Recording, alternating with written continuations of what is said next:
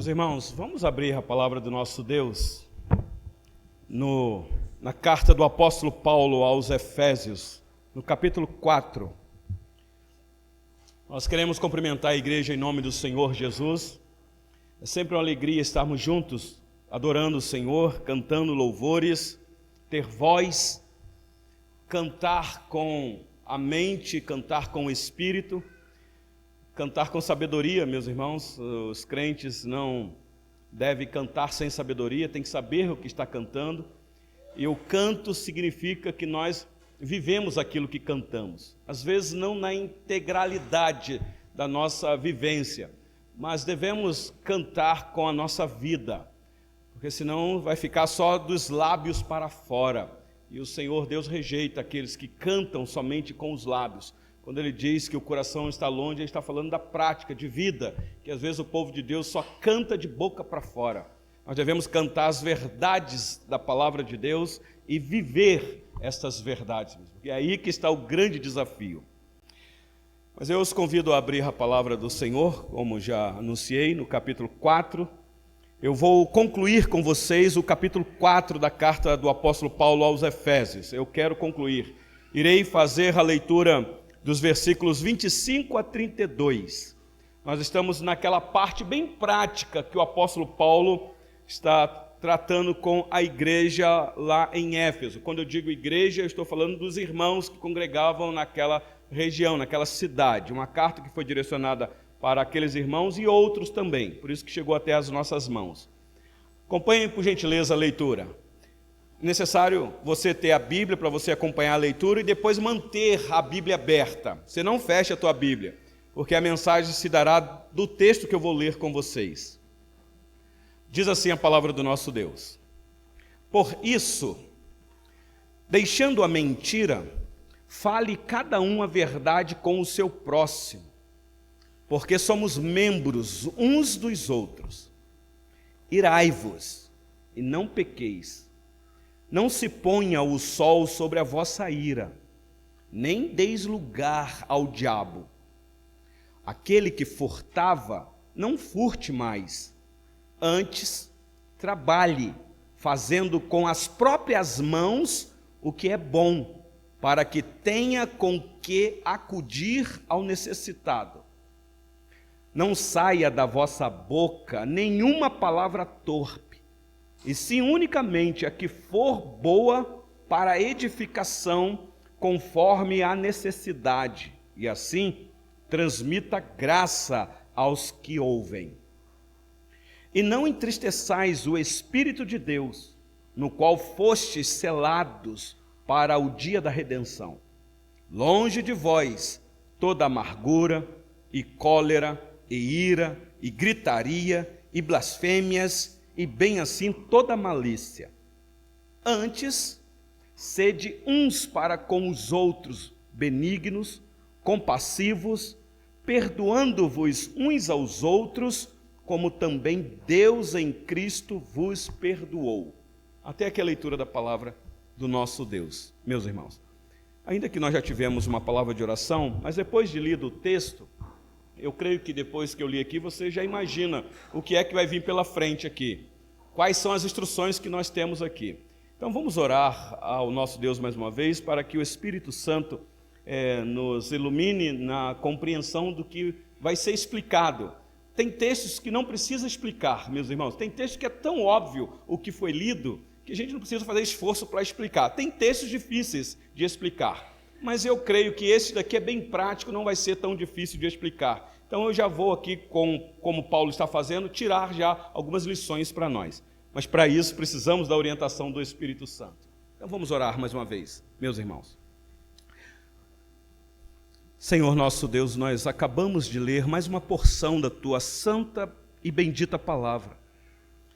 Ainda, Senhor, que aos nossos olhos estamos diante de um livro comum, porque foi escrito por homens comuns, mas homens que o Senhor separou no passado, inspirando-os para que a vontade do Senhor fosse registrada. Então aqui nós estamos diante da palavra do Senhor, que é vontade do Senhor para o teu povo. E aqui nós estamos, Senhor, como parte do teu povo espalhado na face da terra. Precisamos, Senhor, cada vez mais das instruções da tua palavra para o nosso modo de viver aqui neste mundo. Nós que somos do Senhor, que confessamos o Senhor com a nossa boca, que amamos o Senhor com todo o nosso coração. Ajuda-nos, Senhor, na compreensão, e não somente isto, Senhor, porque às vezes a compreensão é tão clara, mas a prática, o viver, que é o grande desafio. Então pedimos-te o teu auxílio na iluminação do teu bendito Espírito para, Senhor, compreender a mensagem e viver aquilo que o Senhor requer de cada um de nós. Eu oro assim por mim, pelos meus queridos irmãos que estão aqui, por aqueles irmãos que estão nos acompanhando neste momento, que não pôde estar conosco, por aqueles que posteriormente irão ouvir a mensagem da palavra do Senhor Deus. E eu também, Senhor, clamo pelas nossas crianças que aqui estão, as crianças de colo, que estão sentadas ao lado dos pais. Eu sei do trato que o Senhor tem com cada uma das crianças, que elas também sejam assistidas pelo Senhor, porque esta palavra também é para as crianças, Senhor. Então ajuda-nos na transmissão desta mensagem também a alcançar o coração das crianças. Assim eu rogo ao Senhor, no nome do Senhor Jesus. Amém. O tema que eu gostaria de propor para os irmãos aqui do texto é tirado do texto. Vocês estão vendo aqui que o que nós temos aqui são várias aplicações que o apóstolo Paulo traz para a vida da igreja na área da nossa existência aqui, seja na igreja, seja em família ou seja em sociedade. Aqui exclusivamente na igreja, porque todos esses problemas aqui podem surgir no seio da igreja, mas também surge no seio da família e lá na sociedade. Então nós temos instruções da parte do Senhor Deus. Então, aqui o que nós vamos tratar são os problemas de relacionamentos entre irmãos. Então talvez você que está aqui na noite deste dia, se você tiver dificuldade de se relacionar com quem quer que seja, eu apenas vou explicar o que a palavra de Deus diz, e é um alerta para nossas vidas, meus irmãos, do que o Senhor Deus quer para cada um de nós aqui. O que nós temos aqui são ordens, não é uma sugestão e não é nem um aconselhamento, são ordens. Nós vamos ver aqui parte dos mandamentos do decálogo, dos 10 mandamentos aqui. Então o que nós temos são ordens negativas, está tão claro no texto, você tem que negar isso, mas também está balanceado com ordens positivas. Você não faz isso, mas você tem que fazer isso por causa disso. O apóstolo Paulo está instruindo a igreja. Então queira o Senhor Deus nos ajudar, meus irmãos, porque esse é um ponto crucial na nossa vida, como nós temos dificuldade de relacionamentos. Porque as pessoas nos fazem raiva, as pessoas nos tiram do sério, as pessoas falam mal de nós pelas costas. Mas, meus irmãos, nós também fazemos raiva nas pessoas, nós também tiramos as pessoas do sério, nós também falamos mal das pessoas pelas costas. Então, que o Espírito Santo nos ajude aqui a não sermos encontrados como hipócritas, ou na linguagem do Senhor Jesus que enfrentou os fariseus na época dele. Então, meus irmãos, nos versículos anteriores, na última mensagem que aqui nós pregamos, o apóstolo Paulo explicou tão claramente para a igreja de Éfeso como funciona a vida cristã, como é a vida daqueles que aceitaram o Senhor Jesus, abraçaram essa fé, como que eles devem viver. E aí no versículo 17 deste mesmo capítulo, ele disse que nós não devemos andar como andam os gentios, na vaidade dos seus próprios pensamentos. Trabalhamos isso aqui com os irmãos semana passada. Por que é que Paulo falou isso? Porque existe, meus irmãos, na vida do crente um antes, o passado, uma vida sem Deus, uma vida distante dos princípios da palavra de Deus, e agora uma vida depois disso tudo, que é a vida nova em Cristo. Porque agora nós estamos com Cristo e é uma vida nova. Então o cristão tem o antes e o depois, todos nós que estamos aqui. Ainda que você possa dizer o seguinte: não, mas eu sou de família cristã, sempre fui criado na igreja, mas vai ter um momento em que você vai ter que experimentar essa vida nova com Cristo. É a conversão, é o novo nascimento. Então a nossa vida está em Cristo. Está aí no versículo 20. Se você der uma olhada aí, capítulo 4, versículo 20, de Efésios, Paulo diz assim: mas não foi assim que aprendestes a Cristo. Porque ele está pressupondo que os irmãos estão em Cristo. E se eles estão em Cristo, então são novas criaturas. E, meus irmãos, a vida cristã não é somente um conjunto de doutrinas ou de evangelho, nos quais todos nós devemos firmar as nossas crenças, porque esse é o que é proposto. Mas a vida cristã é um caminho. O Senhor Jesus é que disse: eu sou a verdade, a vida, e Ele é o caminho. E ninguém vai ao Pai, ou vem ao Pai, disse ele, a não ser por Ele esse caminho. Então a vida do cristão é um caminho a seguir. Então Cristo veio sim para transformar a vida. É impossível, meus irmãos, dizermos que somos cristãos e vivemos na velha vida, nas velhas práticas. Não é possível que não há uma transformação. Eu não estou dizendo que você tem que ser um perfeccionista, ninguém o é. Buscamos a perfeição, mas é vida nova. Então, já guarde isso aí no teu coração. Todos os dias, sem exceção, devemos dizer não para a velha natureza, despojar do velho homem, que é o Adão que ainda às vezes habita em nós. Está aí no finalzinho do versículo de número 22, ele vai deixar isso bem claro, no sentido de que quanto ao trato do passado, versículo 22 do capítulo 4, vos despojeis do velho homem, que é o Adão que habitava em nós, que esse nos corrompe. Mas, diz o apóstolo Paulo, dizer sim para Cristo, que significa você se revestir do novo homem. Está aí no versículo 23 e 24, a figura é muito bonita. Paulo está dizendo, você tem que se despir de um velho homem, você tem que se renovar, ou seja, você tem que se limpar e depois você tem que se revestir do novo homem.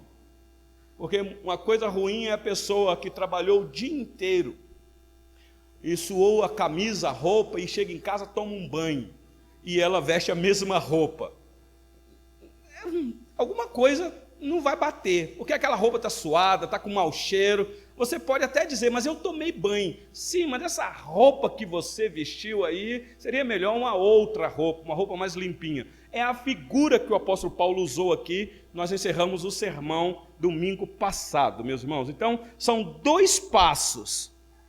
Se nós ficarmos só na negatividade, você sabe que nós vamos entrar no campo do legalismo. E devemos tomar cuidado com o legalismo. Então, não é só ficar proibindo. Não pode, não pode, não pode. Você tem que mostrar o outro lado também. Mas tem que tomar o cuidado para ficar também não só no positivismo, porque senão você cai num outro extremo. Tem uma filosofia que foi levantada por Martim Lutero no século XVI, que esse é um perigo de você negar a existência de um mandamento, que ele denominou como o antinomismo. Então você não pode ser um legalista e não pode ser um antinomismo, anti a lei. Tem que haver um equilíbrio nisso daí. Então são 2 passos que eu vou ver aqui com vocês. Devemos dizer não para o pecado e sim para Deus. Todos os dias. Não tem um dia, não é só no domingo. Igual tem uma tradição religiosa muito enorme na nossa sociedade, que o povo vive no pecado o ano todo, mas aí chega aquela semana, dita Semana Santa, que as pessoas então procuram se purificar, e aí se purificam até um certo dia da semana, mas depois, aí cai na gandaia tudo de novo. Não, o cristão é diferente. O cristão todo dia ele vai dizer não para o desejo da carne dele, que quer fazer coisa que desagrada a Deus. E ele vai dizer sim para o Senhor Deus. Então vamos lá no texto, para a gente tentar ver o que é que o apóstolo Paulo nos orienta aqui. Versículo 25, meus irmãos. O apóstolo Paulo diz assim: por isso, este por isso aí é tudo que ele disse antes, especialmente sobre você despir do velho homem, se renovar e se revestir do novo homem. Por isso, esse novo homem, ele tem que deixar a mentira. Deixando a mentira. Meus irmãos, o apóstolo Paulo está convicto que a humanidade toda tem a tendência de viver ou de praticar mentira. Nós somos assim, meus irmãos. A nossa natureza adâmica é mentirosa. Quem é pai e mãe aqui sabe disso. Você não precisa ensinar o teu filho a mentir. Ele já nasce aprendendo a mentir. E aí você se assusta e fala, meu filho, com quem você aprendeu a mentir?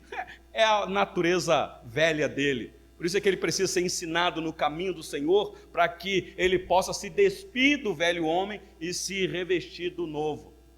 Todo filho de crente é assim. Não pense que é porque é filho de crente, é santinho, que vai crescer bonitinho dentro da igreja. Às vezes, os filhos dos crentes são os piores, porque precisa ser ensinado. Então olha o que Paulo diz aqui. Por isso, deixando a mentira, fale cada um a verdade com o seu próximo, porque somos membros uns dos outros. Claro, ele está falando para a igreja, mas isso também se aplica lá fora, porque é lá fora que nós vamos dar bom testemunho. Por que é que Paulo fala para deixar a mentira? Meus irmãos, porque a mentira tem uma paternidade.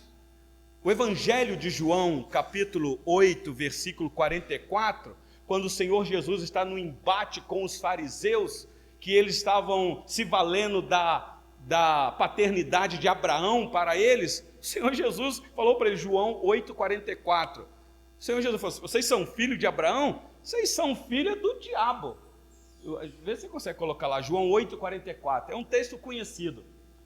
Vós sois do diabo, que é vosso pai, e quereis satisfazer-lhes os desejos.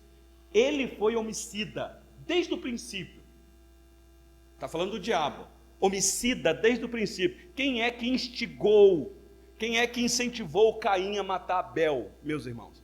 Então, o apóstolo João vai dizer que Caim era do maligno. Então, João está dizendo, olha, ele foi homicida desde o princípio e jamais se firmou na verdade, porque nele não há verdade. Quando ele profere mentira, fala do que lhe é próprio, porque é mentiroso e pai da mentira. Aqui está uma grande lição, pai e mãe, para você ensinar o seu filho a falar a verdade. Quando ele falar uma mentira, você diz, eu não quero que você fale mentira. Não fala só isso, porque ficou no meio do caminho. Explica para ele por que é que ele não pode falar mentira. Porque a mentira vem do diabo. O diabo é o pai da mentira. Então, meu filho, eu não quero que você tenha uma paternidade, porque eu sou o seu pai, não o diabo. Agora, nós vivemos numa sociedade da mentira, meus irmãos, dos fake news, dando legalidade ao diabo. Então, quando falamos a verdade, Deus está trabalhando em nós. Agora, quando falamos mentira, o diabo está agindo por nosso intermédio. Eu falo isso com muito cuidado. Então, você que é crente no Senhor Jesus, cuidado com este pecado, o pecado da mentira. Fale a verdade. Eu sei que às vezes é difícil falar a verdade, porque a verdade pode constranger. A verdade deixa a pessoa envergonhada, mas usa de uma maneira amorosa, carinhosa, misericordiosa, mas fale a verdade. Então, o primeiro pecado condenado na igreja primitiva, vocês devem lembrar disso, foi o pecado da mentira. Vocês lembram que a igreja estava crescendo, a igreja de Atos, havia aquele movimento de contribuição entre os irmãos, e um casal resolveu participar de uma coleta para poder ajudar os pobres. Ananias e Safiras, vocês conhecem o episódio. Vocês lembram o que é que Lucas registrou das palavras do apóstolo Pedro, quando identificou o que é que eles tinham feito? Um casal, meus irmãos, entraram em acordo. Atos capítulo 5, versículo 3 e 4. Eu sei que vocês conhecem o texto, mas olha este episódio. Atos capítulo 5, versículo 3. Então disse Pedro, Ananias, por que encheu Satanás teu coração, para que mentisses ao Espírito Santo, reservando parte do valor do campo? Versículo 4. Conservando-o, porventura não seria teu? E vendido não estaria em teu poder? Como, pois, assentaste no coração esse desígnio? E aí Pedro explica, não mentistes aos homens, mas a Deus. O diabo, meus irmãos, é o pai da mentira.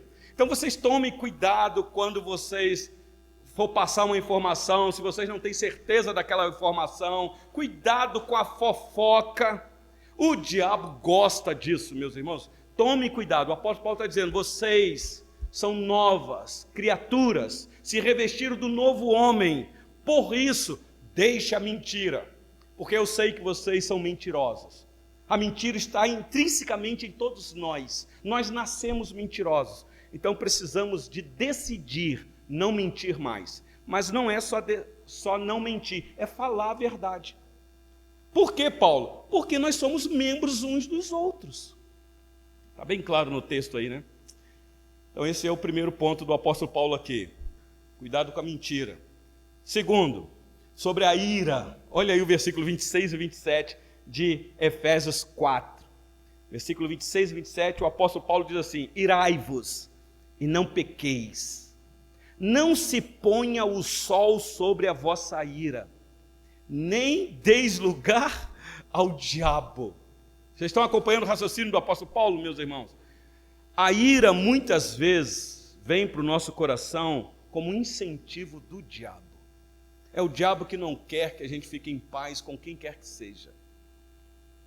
Só que eu tenho que ser sincero para vocês que existe uma ira santa. Eu me lembro aqui de Moisés, quando depois que desceu do monte e viu o povo adorando aquele bezerro de ouro, ficou irado, que ele até quebra as tábuas da lei. Porque ele não estava concordando com aquele ato. É uma ira diferente, meus irmãos. Vocês devem lembrar do Senhor Jesus, quando entrou no templo e viu aqueles cambistas, bateu uma ira santa nele, que ele pega um chicote, e nós já sabemos o que é que aconteceu. Meteu o pé naquilo tudo lá, uma ira santa. Nós somos de herança reformada, de uma tradição de herança reformada, e se você lê o que houve no século XVI, especialmente com o Martinho Lutero, quando ele protestou na porta da igreja de Wittenberg, os historiadores dizem que havia no coração de Lutero uma indignação contra o sistema religioso da época. Então, por causa daquela ira santa, houve um protesto, meus irmãos, e de lá para cá, do século XVI para cá, a cristandade tomou um novo rumo. Então existe uma ira que é permitido pelas Escrituras. Se Deus odeia o pecado, é óbvio, meus irmãos, que nós também devemos odiar.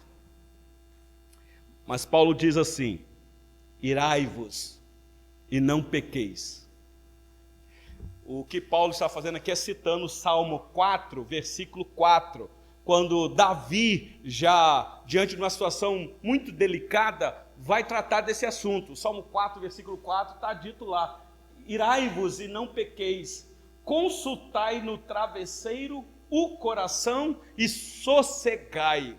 O contexto aqui é que Davi está fugindo do seu filho Absalão, está saindo de Jerusalém, o filho dele quer usurpar o trono, e possivelmente o travesseiro de Davi é uma pedra nas campinas, porque ele não tem nenhuma casa direito, ele saiu de Jerusalém. Contudo, ele está dizendo, a ira faz parte, mas a gente não pode pecar. A gente tem que descansar no Senhor, deitar e logo pegar no sono, dormir porque o Senhor é comigo. É nesse salmo que ele vai dizer que em paz me deitarei e dormirei, mesmo com raiva. E travesseiro, e você sossega, porque quem está com raiva, a mente controla a pessoa. Você conhece gente que quando começa a ficar com raiva fica rosnando sozinho? Fala, o que está acontecendo com você? Está com a raiva, parece um cachorro brabo. Então, irai-vos e não pequeis. O apóstolo Paulo continua dizendo, volta para Efésios capítulo 26, não se ponha o sol sobre a vossa ira. É óbvio, meus irmãos, que o apóstolo Paulo está dizendo que a gente tem que tratar no dia. Quem é casado aqui deve saber disso. De vez em quando a nossa esposa faz raiva na gente, não faz? E aí, se você não tiver essa sabedoria aqui, você vai dormir com raiva da sua esposa. E aí dorme separado. Assim, chega para lá, nem encosta em mim. Resolva o problema. Nós também fazemos raiva nas nossas esposas. pais e filhos, filhos e pais. Meus irmãos, isso aqui são palavras de sabedoria para a igreja. Salmo 37, versículo 8, o salmista, quando diz para nós descansarmos no Senhor, no versículo 8 ele diz assim: deixa a ira, abandona o furor, não te impacientes, certamente isso acabará mal. E acaba mesmo, meus irmãos. Se nós não trabalharmos isso no nosso coração, nós vamos ficar azedos. A ira leva a gente a tomar decisões precipitadas. A ira faz você bater no outro. A ira faz você matar o outro. Então o salmista diz: olha, cuidado, seja paciente, porque a paciência é a virtude de um crente. Se você não fizer isso, isso vai acabar mal. Mas eu sei que eu estou falando de algo aqui dificílimo, meus irmãos, dificílimo, mas é o que a Bíblia nos apresenta. E aí no finalzinho, no versículo 27, ele diz aí: nem deis lugar ao diabo. O diabo é um ser maligno que fica ao nosso derredor procurando um espaço. Se você der, ele entra e acaba com você. Então, a orientação é: não deis lugar ao diabo. Qual é o contexto? A ira. Cuidado quando você fica nervoso demais. Você conhece gente que tem um estupim curto? Ou talvez não tem nem estupim, pega na pólvora. Cuidado, porque é isto que o diabo quer. É você dando legalidade ao diabo. Ele não só é o pai da mentira, mas ele é aquele que está atento a um coração cheio de ira e de amargura. Então esse é o segundo ponto, sobre ira. Então você que se revestiu do novo homem, deixa a mentira e cuidado com a ira. Lida ela aí de uma maneira que você seja sábio ou sábia. Versículo 28, terceiro. Um outro assunto aqui, meus irmãos. Lembra que Paulo está falando isso para a igreja. Porque parece que a gente está descrevendo o quadro do ímpio, né? Porque o ímpio que é assim. Não, Paulo está dizendo: vocês têm essa tendência, então tomem cuidado. Versículo 28, de Efésios 4. Aquele que furtava, não furte mais. Antes trabalhe, fazendo com as próprias mãos o que é bom, para que tenha com que acudir ao necessitado. Aquele que furtava, não furte mais. O roubo, né? Meus irmãos, o roubo aqui inclui toda sorte de desonestidade que visa tirar do outro aquilo que lhe pertence. Por exemplo, salário, impostos e por aí vai. Você não pode roubar. Você conhece aquela pessoa que antes de se converter tinha uma empresa e ficava brabo com o leão da Receita Federal, e aí então driblava, e aqui tem uma contadora, sabe muito bem o que é isso, e tem que declarar imposto de renda, tem que pagar os impostos, mas meu Deus, se eu for fazer isso, minha firma vai quebrar. E aí tinha o chamado jeitinho brasileiro. O brasileiro, eu lamento dizer mesmo, para vergonha nossa, nós temos essa pecha, que nós gostamos de dar um jeitinho. Então, se você fazia isso, não faça mais isso. Agora você não pode mais, porque você estava roubando. Ah, mas o governo rouba a gente. Sim, o governo vai dar conta a Deus, mas você é diferente. Você não pode mais fazer isso. Agora você faz o que é certo. Você vai trabalhar com honestidade.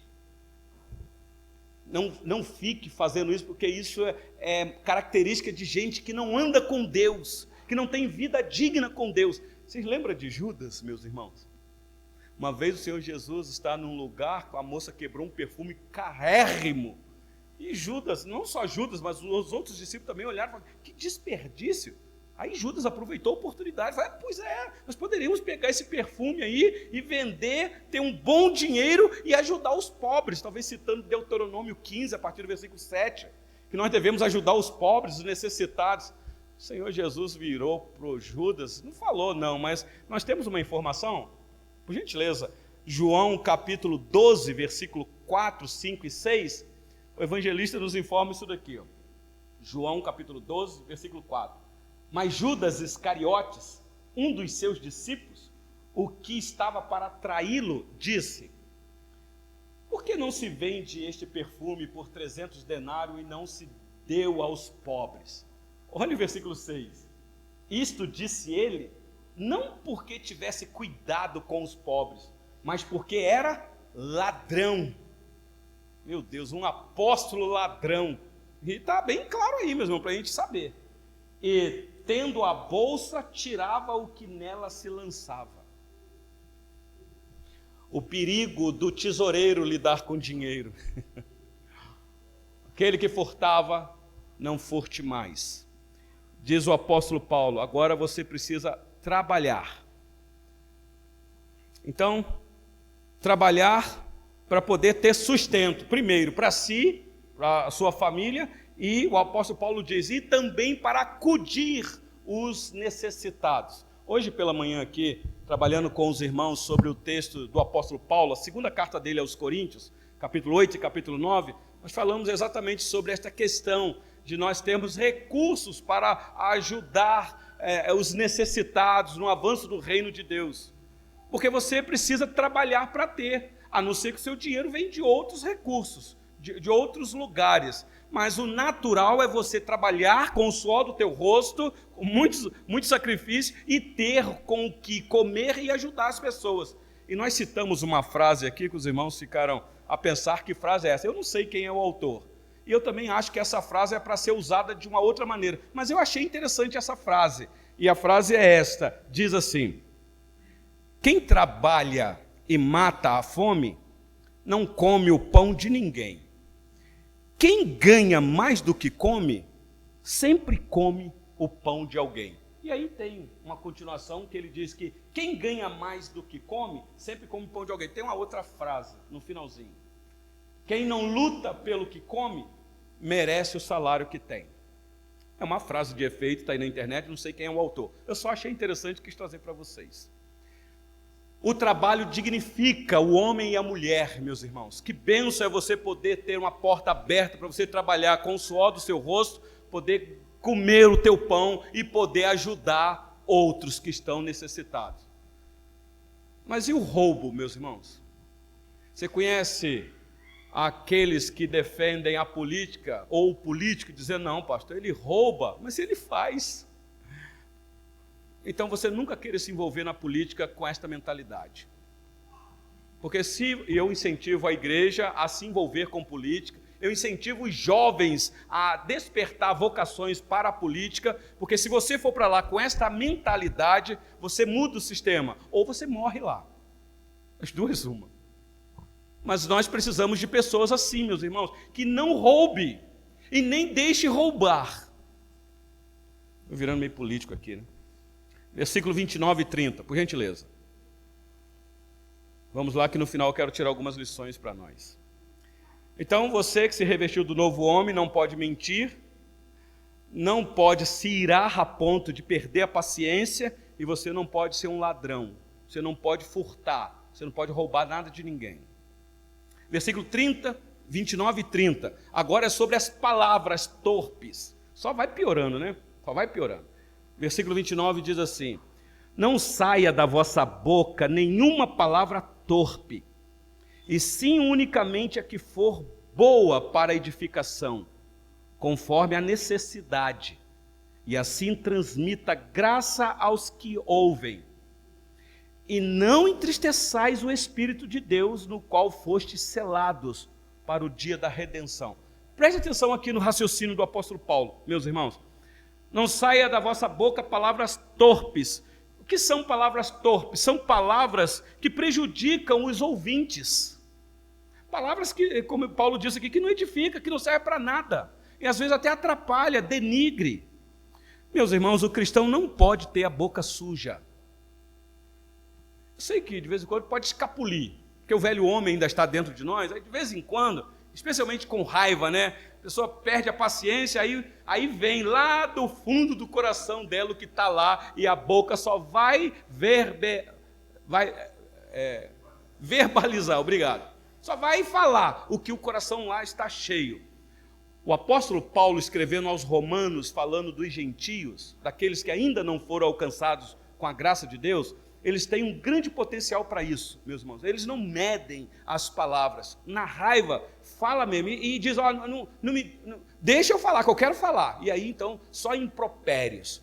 Mas Romanos capítulo 3, versículo 13 e 14, olha a descrição que o apóstolo Paulo traz. Ele diz assim, Romanos 3:13, isso. A garganta deles é sepulcro aberto, com a língua urdem engano, veneno de víbora está nos seus lábios. É por isso que de vez em quando você fala assim, você conhece fulano, que é uma cobra? O que está querendo dizer com isso? É um venenozinho na língua lá, né? A pessoa mata o outro só com a palavra. Versículo 14. A boca eles a têm cheia de maldição e de amargura. Meus irmãos, é o apóstolo Paulo que nos informa. É a palavra de Deus. O crente não pode viver desta maneira, porque o modo digno dele viver é outro, porque ele se despiu de tudo isso daí. Todos nós éramos isso daí, meus irmãos. Tem uma série que vai começar, eu acho que num canal fechado aí, na Discovery, é Fúria no Trânsito. Meus irmãos, eu não preciso ir longe. Os problemas que acontecem no trânsito, as fechadas, as brigas, as raivas, o que é que acontece? Quando é com o ímpio, está certo, meus irmãos, porque eles são assim mesmo. Mas e quando é um crente? Você conhece crente nervoso no trânsito? Eu tenho uma querida irmã nossa, que ela dirige, e o povo fica com esse negócio, é mulher que está no trânsito. Então ela já sabendo disso, ela carrega um lencinho branco, deixa lá no banco quando ela sai. Porque quando ela tem algum problema no trânsito, está com muita dificuldade, alguém buzinando, ela pega o lencinho branco e faz assim, ó. É uma boa estratégia. Porque o povo é muito nervoso. A gente tem que aprender a ser mais calmo. Ainda bem que eu sou calmo no trânsito, eu acho que sou. Então, quando o coração muda, preste atenção nisso, meus irmãos, a boca também muda. Lembra disso?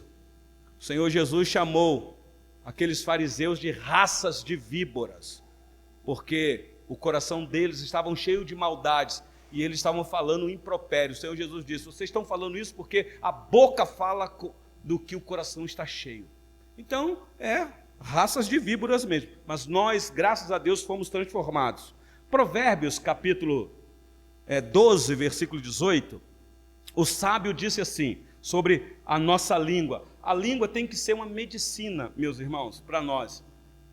Vê o 17, para ver se tem... está dizendo lá, o que diz a verdade manifesta justiça, mas é o 18. O 18 diz assim, alguém há cuja tagarelice é como pontas de espada, mas a língua dos sábios é medicina. Línguas que curam, línguas que transformam, línguas que são amorosas, palavras doces, palavras que trazem paz, união. Que maravilha é quando você encontra pessoas assim, que usa a língua, a boca como remédio para curar, meus irmãos. Que bênção, sabedoria, está aí. Então, a fala torpe, preste atenção nisso, diz Paulo, entristece o Espírito de Deus. Então, o Espírito de Deus aqui é óbvio que é o Espírito Santo. Então, o Espírito Santo não é uma força, não é uma energia, não é uma coisa qualquer, é Deus, meus irmãos. As palavras torpes, quando o crente as soltam, entristece o Espírito de Deus. Por quê? Foi o Espírito de Deus que te convenceu do pecado. Então, é incompatível um crente que se diz convertido ficar com a boca suja, ficar falando palavrão. Ele tem um novo falar, um novo falar. Vocês estão acompanhando aqui mesmo? Bem prático para a vida da igreja. Se a nossa juventude ou as nossas crianças que estão aqui ouvindo aprendesse de fato isso, de que não pode mais mentir, que não pode mais furtar, que tem que ter um coração limpo diante de Deus e não ficar falando palavrão, porque as crianças imitam, meus irmãos, as coisas ruins. Essa geração tecnológica aí, você vai ver como é que vai ser a linguagem dos filhos que ficam o dia inteiro no celular. Você vai falar, como é que meu filho aprendeu a falar isso? Ele está sendo doutrinado. Então a gente tem que tomar muito cuidado com o que a palavra de Deus nos orienta, meus irmãos. Esse mundo desafiador que vivemos. E aí, para encerrar, versículo 31 e 32, e aqui é bem delicado num ponto que o apóstolo Paulo tocou. Conhecendo o seu público, ele toca num ponto delicado. Olha o versículo 31, ele diz assim: longe de vós toda amargura e cólera e ira e gritaria e blasfêmia, e bem assim toda malícia. E aí no versículo 32, ele diz, antes, vocês prestaram atenção, ele dá uma negativa e apresenta o positivo e conclui o assunto dele. Ele diz, antes, sede uns para com os outros, benignos, compassivos, perdoando-vos uns aos outros, como também Deus em Cristo vos perdoou. Pronto. Eu penso que quando os irmãos pegaram essa carta, chegou nesse ponto aqui e falaram, espera lá, vamos sentar aqui e vamos pensar no que Paulo está querendo nos dizer. Está dizendo que nós temos que viver de uma maneira que os relacionamentos podem ter os seus estranhamentos e eu tenho que ser benigno, compassivo e perdoar como Deus em Cristo me perdoou? A pergunta é, meus irmãos, como que Deus em Cristo nos perdoou? Será que existe de fato alguém nessa face da terra que pode perdoar como Deus em Cristo nos perdoou? Se você disser para mim, assim, não pastor, isso é impossível, então nós vamos ter problema com Paulo que está orientando a igreja. Das duas uma, ou Paulo está sendo sincero aqui, ele sabe do que ele está falando e é uma possibilidade, ou então ele está numa megalomania aqui. Aliás, ele está preso, né? Ele pode estar num devaneio. Ou ele está citando aqui algo que é utópico, é utopia isso daqui. Isso aqui não é realidade. Porque me parece, meus irmãos, que esta é uma realidade até hoje no meio da igreja. Amargura, o que é amargura? Amargura é uma pessoa azeda. Pensa você viver com uma pessoa amarga do seu lado. Que coisa horrível que é. Não consegue ser feliz, não há um sorriso, não conta uma piada para você rir. Só para baixo, amargurada, azeda. Você fala, meu Deus. O crente é diferente, meus irmãos. Não estou dizendo que o crente é palhaço, não é nada disso, mas ele é diferente. Ele não pode viver nessa amargura de existência nesse mundo. E Paulo fala aí, é cólera. Uma pessoa que é colérica. É uma pessoa que é furiosa. Eu já disse aqui, né? É adjetivo. A pessoa não tem muita paciência. E ele fala de malícia.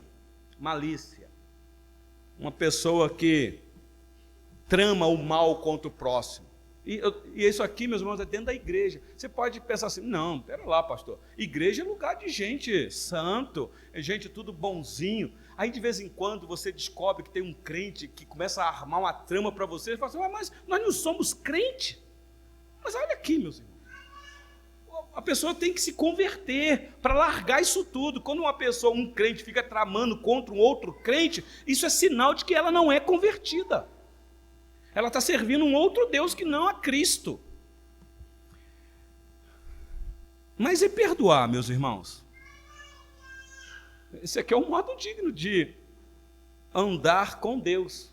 Perdoar. Quem é que consegue perdoar desta maneira? Aqui na nossa igreja, nós temos aí as nossas irmãs que iniciaram aí o Clube do Livro, e estão lendo aí o livro do reverendo Hernandes Dias Lopes, e o tema, ou o título do livro é Perdão. E minha esposa participou lá e ficou maravilhada com o primeiro capítulo, como que o reverendo Hernandes Dias Lopes trata essa questão do perdão. Mas às vezes, meus irmãos, é um desafio. Você tem que perdoar quem te feriu, quem marcou a sua vida, e talvez uma marca para sempre. Como que você vai perdoar? Porque não é algo humano, humanamente falando. Por isso é que Paulo disse, você tem que se despir do velho homem, porque o velho homem não perdoa, ele carrega as marcas de quem feriu ele. Você tem que se renovar e se revestir do novo homem, porque agora Cristo em você, a esperança da glória, te ajuda a vencer esse trauma. Só Cristo. Mas psicólogo nenhum na face da terra consegue resolver esse trauma na sua vida. Só o crente consegue perdoar de maneira correta, como está aqui, porque isso aqui é divino, não é humano. Quando você perdoa como Deus em Cristo te perdoou, isso é coisa do céu, da glória, da eternidade, não é coisa aqui dessa terra, meus irmãos. Então nós estamos tratando de algo muito sério aqui. Das duas, uma. Ou nós vamos ouvir isso aqui e dizer, legal, e vamos embora e continuar com a nossa vidinha. Ou então você vai dizer, meu Deus, eu preciso sair daqui e resolver um problema. Porque não é sobre o pastor Helton, não é sobre a igreja presbiteriana, é sobre o meu Salvador, que morreu por mim, que me deu uma nova vida. Eu agora tenho um novo estilo de vida, porque cristianismo é isso, é um novo estilo de vida. Então eu quero concluir, meus irmãos, exatamente com esta colocação. Se você está em Cristo, se de fato, Paulo diz isso aqui, se de fato você está em Cristo, você pode dizer para a mentira que você agora vai falar a verdade. Você em Cristo pode fazer isso. Você pode dizer para a ira descontrolada no teu coração, dizendo, não, eu vou me equilibrar. Eu vou viver uma vida sensata, equilibrada. E você pode dizer para o furto que fica assediando o teu coração, não, eu vou agora viver de uma maneira a honrar o meu Deus. Eu não vou furtar mais. E você pode dizer para a sua boca, ou para o seu coração, porque o problema não é a boca, é o coração. É você dizer, eu não vou mais usar palavras torpes. Ainda que eu tenha vontade, porque de vez em quando, não sei vocês, dá uma vontade mesmo. De vez em quando eu falo, meu Deus do céu, segura minha boca. Mas aí você diz, não, eu não posso, porque eu sou diferente. Então você pode dizer sim para a verdade, você pode dizer sim para o trabalho dignifica. Você pode dizer sim ao socorro ao necessitado. E você pode dizer tudo mais que agrada a Deus, meus irmãos. Bem prático. Vocês perceberam que o apóstolo Paulo, do capítulo 4 para frente, entrou na parte prática? Capítulo 1, capítulo 2 e capítulo 3, doutrina pesada. E a doutrina que nós amamos, que Deus nos elegeu antes da fundação do mundo. Nós estávamos mortos dos nossos delitos e pecados e Ele nos deu vida. Que coisa maravilhosa. Somos calvinistas que cremos na eleição. Mas só crer, meus irmãos, isso é dogma na cabeça. Ortodoxia corretinha. Mas cadê a ortopraxia? Cadê a vida? De nada adianta. De nada adianta. Então que Deus nos ajude a viver de maneira a agradá-lo. Meus irmãos, todo domingo é um desafio. Talvez você possa dizer assim, pastor, graças a Deus comigo está tudo bem. Tudo que o senhor falou isso para mim, eu achei interessante, mas eu estou tranquilo, bem. Louvado seja Deus. Mas e amanhã? Então aqui hoje é um treinamento, Deus te alertando, porque talvez se amanhã acontecer alguma coisa, você já sabe como se comportar. Você vai lembrar da palavra de Deus, nem é do apóstolo Paulo, porque Paulo apenas foi um instrumento usado aqui. É Deus que quis que ele registrasse isso daqui. Então que fica esta palavra para os nossos corações nesta noite. Capítulo 5 vai vir. Eu estou ansioso para chegar no capítulo 6, finalzinho do capítulo 5, o apóstolo Paulo vai tratar mais exclusivamente sobre família. E aí o mês de maio está vindo aí, vai ser o que nós vamos entrar. Como que o marido deve amar a esposa, que a esposa, debaixo desse amor, se submeter. Os filhos devem honrar os pais não podem provocar os filhos à ira. O empregado tem que trabalhar como se ele estivesse trabalhando para o próprio Senhor Deus. E se há algum patrão aqui que emprega alguém, você não maltrate, você paga o salário digno da pessoa e por aí vai. Tão natural, meus irmãos. Tudo isso associado a uma vida espiritual, a uma vida cheia do Espírito Santo. Por isso é que aqui ele já disse, não entristeçais o Espírito de Deus. No capítulo 5 ele vai dizer, enchei-vos do Espírito, para você não se embriagar com as coisas desta vida, que nos descontrola. Então que Deus em Cristo nos abençoe, cuidando do nosso coração. Eu sou o primeiro a ser desafiado aqui, meus irmãos, a mudar de comportamento. a aprender com o que eu acabei de pregar aqui, porque senão eu me torno um hipócrita. Talvez vocês não me conheçam, mas o Deus que me salvou me conhece. E Ele sabe da profundeza da depravação do meu coração, o quanto eu preciso ser equilibrado, especialmente no trânsito, meus irmãos. Nós que rodamos para lá e para cá, a gente tem que aprender com a palavra de Deus, a ser mais calmos, a falar a verdade com amor, para ganhar aqueles que nos ouvem. Vamos orar mais uma vez, meus irmãos, neste momento. E se você que está aqui neste lugar, que se identificou com a palavra de Deus, que foi lida aqui e explicada, de repente você é alguém que precisa de uma atitude. Talvez você fique falando assim, não, mas Deus vai agir. Não, Ele já agiu, Ele já te salvou, agora é com você. Você não foi programado como um robô, você tem uma mente, você tem um arbítrio que você pode decidir, e esse arbítrio seu está cativo a Cristo. Então ouça o que Ele falou ao teu coração nesta noite. Se você der ouvido ao que o Espírito disse, quem sabe esta é a noite da grande transformação, da virada de chave, como diz aí. Pode ser que seja, meus irmãos. Atente para o que o Senhor teu Deus te disse. Vamos orar. Senhor nosso Deus, mais uma vez nós pedimos perdão ao Senhor, porque externamente nós podemos enganar a muitos, mas internamente é o Senhor que sonda os nossos corações, é o Senhor que vê se há algum caminho mau em nós, e às vezes, Senhor, nós sabemos que nem precisamos pedir para o Senhor sondar o nosso coração, porque nós sabemos que precisamos mudar de comportamento. Ajuda-nos, Senhor, especialmente nestes últimos dias que estamos vivendo, que Satanás sabe que o dia se aproxima e como ele tem seduzido os teus filhos, Senhor, como ele tem tentado manipular a igreja do Senhor. Ainda que eu sei que a igreja do Senhor está guardada, porque é o Senhor que é por nós. E se o Senhor é por nós, quem será contra nós? Ainda que Satanás se levante. Mas às vezes, Senhor, não são poucas vezes que nós damos o lugar ao diabo. Dá-nos sabedoria do alto, Senhor, para sabermos viver aqui neste mundo, para agradar o Senhor, não para demonstrar para o próximo que somos diferentes, mas para agradar o Senhor que nos salvou, que nos amou e que nos perdoou, Senhor, de uma maneira que nós nem sabemos explicar. Se é verdade o que acabamos de ler, Senhor, que nós podemos viver de maneira benigna, compassiva, e perdoar aos nossos irmãos como o Senhor em Cristo nos perdoou, ó Deus, sozinho não conseguimos.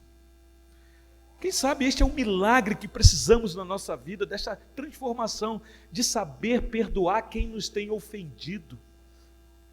É tão difícil, Senhor, porque as marcas ficam na nossa mente e no nosso coração, e só o Senhor para trazer transformação, só o Senhor para fazer com que, ao lembrarmos que fomos feridos, possamos olhar para Cristo crucificado, que sangrou na cruz por nós, saber, Senhor, que essas feridas que homens fazem a nós, não são para se comparar com o que o Senhor Jesus enfrentou na cruz por nós.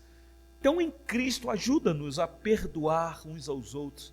Na verdade, Senhor, ajuda-nos a aceitar o perdão em nós mesmos, para que então assim possamos liberar perdão a quem, Senhor, não merece ser perdoado, mas nós também não merecíamos, e o Senhor nos perdoou. Agradecemos a Ti, Senhor, tão grande salvação. Ó Deus, e eu quero interceder pelas nossas crianças mais uma vez aqui, aquelas que ouviram da maneira delas, Senhor, até mesmo nos gritos. Eu sei que o Senhor é poderoso para tratar no coraçãozinho delas. O que eu peço ao Senhor é que continues a dar sabedoria aos pais, para criá-los, os filhos, neste caminho, Senhor, neste caminho da sabedoria, para instruir os filhos, de ensinar que eles não são deste mundo, ainda que estão no mundo, para que quando eles crescerem, Senhor, a recompensa possa se valer na vida dos pais, de que eles não irão se desviar deste caminho. Ó Deus, que o Senhor nos ajude nesta caminhada. Assim eu oro com gratidão no coração, orando assim no nome do Senhor Jesus. Amém e amém.